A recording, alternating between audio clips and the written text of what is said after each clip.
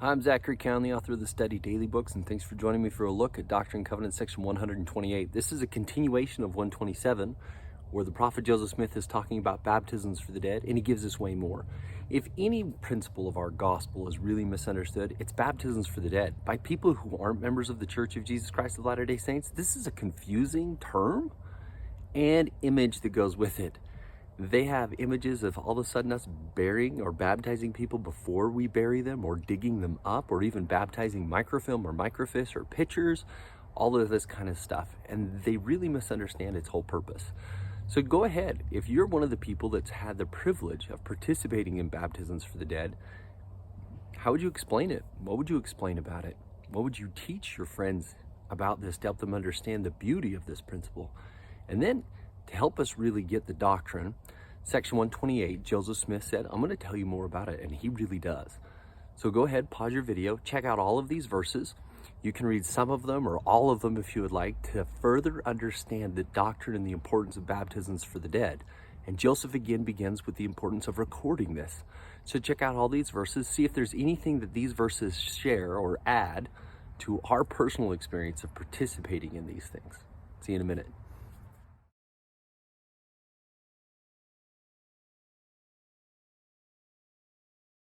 Thank you. So one of the things you're going to notice is that Joseph Smith ties this to ancient prophecies by other prophets, by John the Revelator or by Malachi, and this principle is the fulfillment of those things. This is the principle by which the whole world will be blessed and saved. This principle is not just to save members of the Church of Jesus Christ of Latter-day Saints. It is to spread this salvific message to all people, that they might come and enjoy the blessings that are made available, that they can receive those things and be bound together. What a bold doctrine, that salvation really is available to all people, whether they had the chance to receive it or not, or even if they rejected it, they can receive progression and salvation because of this principle. And we get to go forth and do this. And then in verse 15, there's this interesting line that their perfection and our perfection are based on it. We'll consider that. Because of this, we get to participate in ordinances that by and large, we would only get to participate in once, like baptism and confirmation for ourselves, and endowment and sealings. But because we do it on behalf of the dead, we get to participate in these ordinances again and again and again and remind us of these things. And powerful feelings come when we do that. It is one thing to participate in that ordinance and feel those experiences for ourselves.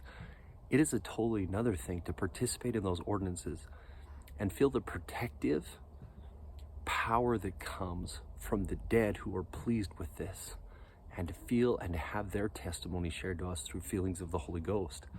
If anything we do in the church would be a ridiculous thing that would cause us not to feel those things or great feelings, it would be baptisms for the dead if it wasn't true, but it is.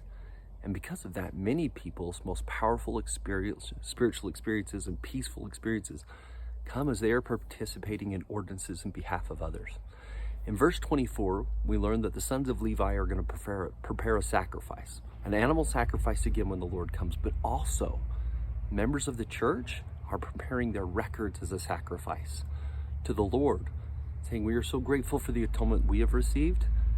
We have gone forth and used our bodies to make sure your atonement can affect all mankind, all humankind. Men and women can receive these same blessings, and we want them to have it.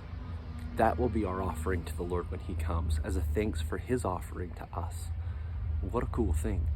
Verses 12 through 14 talk about some symbolism of baptism, like it's even going below the grave and then coming forth as a sign of a resurrection. And baptismal fonts are even built usually below ground level so that they can get that, or you come up and then you descend. Different ways to provide that symbolism as well. And then Joseph does something really cool.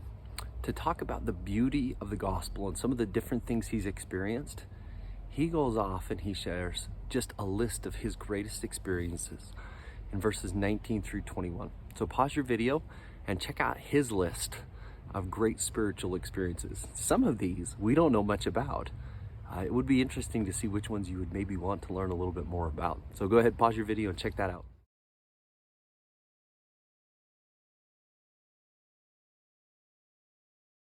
Hey, thanks for studying. I'm sure with the restoration of the gospel, there came a multitude of messages and messengers. And Joseph tells us about things we don't even know about. and one day we'll learn more.